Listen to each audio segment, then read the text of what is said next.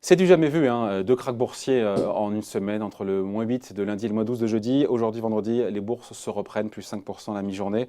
Après quoi? Après cette décision de Trump, encore une fois, on s'en souvient hier, de fermer les frontières aux Européens. Et puis après les mesures de Christine Lagarde, et puis surtout les propos tenus par Christine Lagarde hier. Bonjour Philippe. Bonjour David. David. Oui, comment il veut m'appeler là? Philippe Escande, c'est bien vous? Oui. Éditorialiste au Monde. Voilà. Bon. Allez, on y va. Est-ce que tout ça méritait vraiment? Encore une fois, je dis la sortie, on a vu là 2 secondes, on a vu Donald Trump, on a vu encore une fois Christine Lagarde, elle a quand même proposé des choses. Est-ce que tout ça méritait l'effondrement qu'on a vu hier, du jamais vu dans l'histoire du CAC 40? Pire séance aux États-Unis depuis le krach de 87.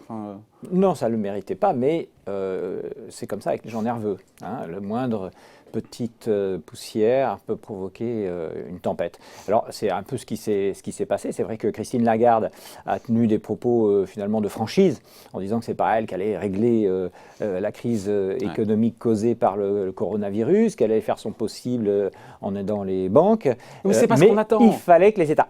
Alors, c'est vrai, ce qu'on attend. On a tous en référence, et c'est là où on a un franc versé, je vous invite à lire l'édito de Philippe Escande dans Le Monde, mais on attendait à ce qu'elle fasse son whatever it takes, enfin en tout cas qu'elle crée ce précédent ou qu'elle tape du poing sur la table avec une formule choc en disant voilà, la Banque centrale, la BCE, on est là, on est aux commandes. Elle dit quoi? Pardon, j'ai la phrase, personne ne doit s'attendre à ce que la BCE soit la première ligne de défense en temps de crise. Mais c'est pas ce qu'on a envie d'entendre. Et là, on a Emmanuel Macron qui dit, en français, quoi qu'il en coûte, on fera ce qu'il faut. Voilà, c'est ça. C'est-à-dire que finalement, le fond renversé, c'est ça. C'est Emmanuel Macron qui endosse l'habit de Mario Draghi en disant « whatever it takes », quoi qu'il arrive, on sera là et on fournira le carburant pour que l'économie, quoi qu'il en coûte, hein, c'est quand même très fort.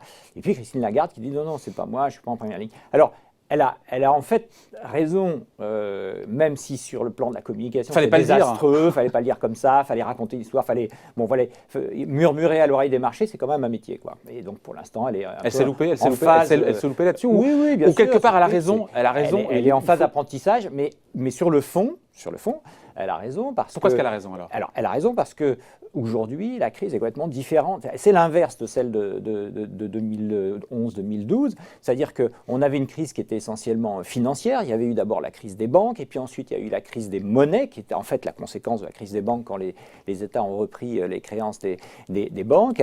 Et face à cette crise financière, cette menace de blocage, et puis ensuite cette menace d'attaque sur les monnaies, qui a des effets aussi du même ordre, eh bien, Mario Draghi est arrivé, il dit non, mais c'est moi qui ai le portefeuille et quoi que vous fassiez, messieurs les spéculateurs, ça ne va pas marcher parce que... Et croyez-moi, ce sera suffisant. Et croyez-moi, ce sera suffisant. Alors, du coup, ça a évidemment provoqué un choc absolu. Aujourd'hui, la situation est complètement différente. Ce n'est pas du tout le secteur financier qui est en problème, c'est l'économie réelle. Et l'économie réelle est en problème parce que face à l'épidémie de virus, les États, avec raison d'ailleurs, mais ont décidé de bloquer l'économie. C'est-à-dire ils ont appuyé sur le bouton off, hein, ils ont éteint la lumière. Pour privilégier la santé. Pour privilégier, parce qu'on sait que le confinement, il n'y a que ça qui marche, et que donc il faut le faire, et qu'à plus long terme, eh bien, ça évitera un certain nombre de morts, et donc il faut le faire. Simplement, quand on appuie sur l'interrupteur et qu'on éteint l'économie, ça a des conséquences absolument considérables, et c'est pas du côté de la Banque centrale que les solutions vont exister pour essayer de ménager la transition. Non, mais il y a ça aussi, c'est qu'elle ne peut pas se permettre de faire une sortie comme ça parce qu'elle n'a peut-être pas non plus, sauf si elle fait preuve de grande créativité monétaire, elle n'a pas dans sa besace les moyens dont disposait Mario Draghi. Hein. Oui, c'est vrai. C'est vrai aussi, mais c'est vrai qu'en première ligne maintenant, on attend les États. Mais ce n'est pas ce qu'attendaient les marchés. Non, pas comme du discours. Tout. Non, comme discours, pas du tout. Ouais. Comme discours, pas du tout. Et là, on a Emmanuel Macron hier qui juge, enfin c'est assez rare, hein, qui juge pas suffisant ce qui a été annoncé par la BCE le matin, enfin le midi.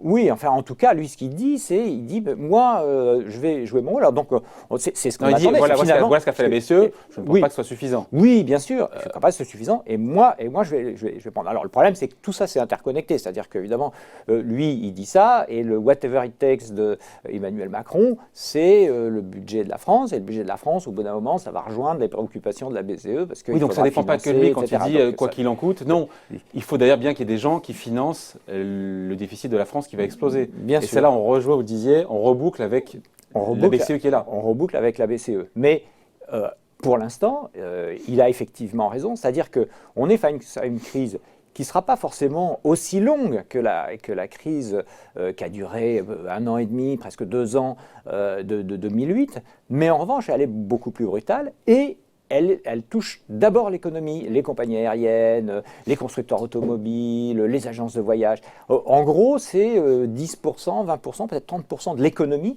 qui va être progressivement mise sous cocon. Donc, le grand danger, c'est qu'on en ressorte disons assez rapidement, c'est-à-dire peut-être au mois de juin, je ne sais pas, mais qu'à ce moment-là, on se retrouve face à une économie exsangue parce que la moitié des boîtes auront fait faillite, Air France aura fait faillite parce qu'il n'y a plus d'avions sur l'Atlantique, etc. Et donc, face à ça, effectivement, les États disent on met un matelas en dessous pour que ceux qui tombent, ils ne se fassent pas trop mal, et de façon à ce que, quand on en sortira, on puisse repartir. Et ça, c'est tout le pari qui est fait aujourd'hui. Avec Bruno Le Maire qui annonce aujourd'hui des milliards, des dizaines, il a dit aujourd'hui des dizaines de milliards d'euros mobilisés.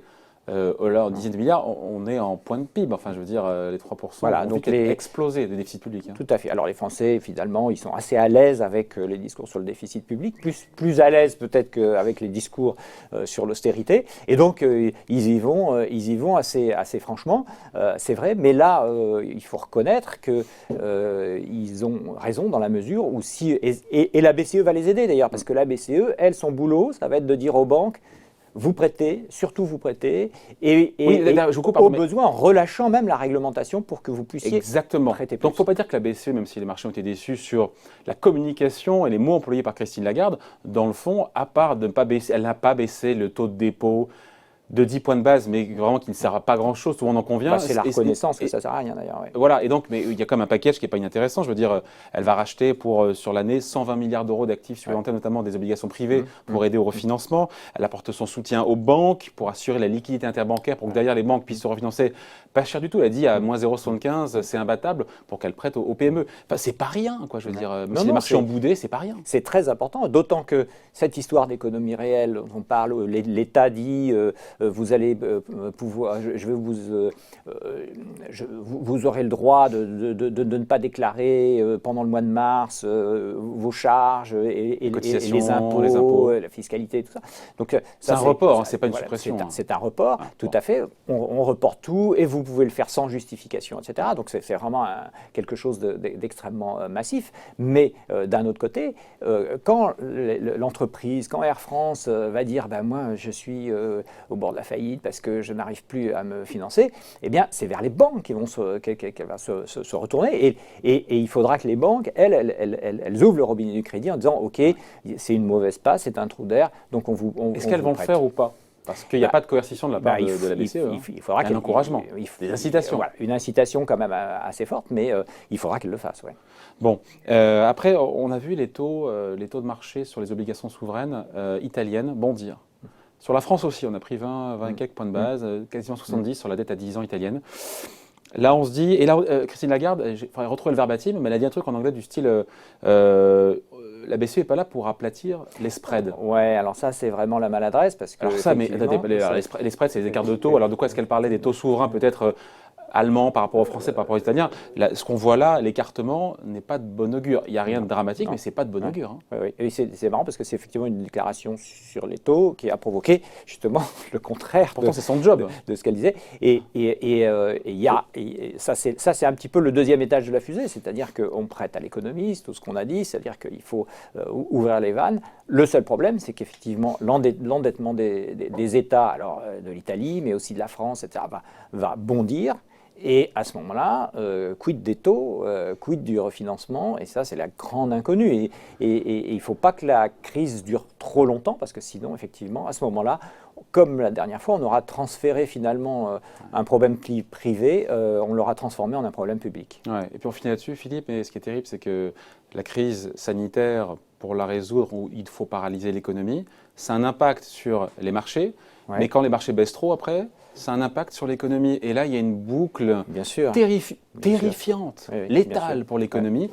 Et là, c'est ce qu'il faut éviter. Et là, on y va un peu, quoi. Non en fait, cette boucle-là, elle est alimentée par la confiance.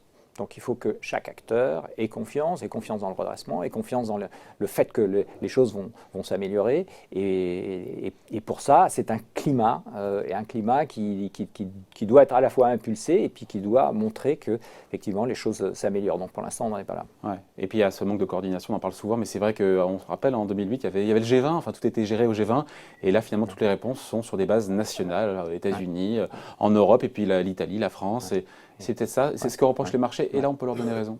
Oui, tout à fait. Et au moins au niveau européen, on pourrait s'attendre peut-être à un peu plus de coopération qu'actuelle. Bon, voilà en tout cas, édito à lire comme chaque jour dans Le Monde, signé donc Philippe Escande. Merci beaucoup Philippe. Merci David.